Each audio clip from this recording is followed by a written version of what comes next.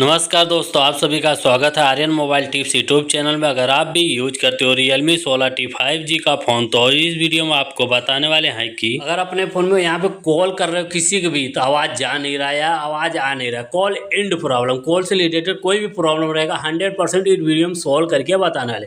तो phone dollar पे escape करके रखना, जिससे आप कॉल करते हो वो स्केप करके रखोगे। फर्स्ट पे ऐप इन्फो का ऑप्शन मिलेगा, इस पर आप क्लिक करिए। क्लिक करने के बाद आपके सामने ऐसा इंटरफेस होगा। फिर स्टोरेज यूजर्स का ऑप्शन मिलता है, इस पर क्लिक करना।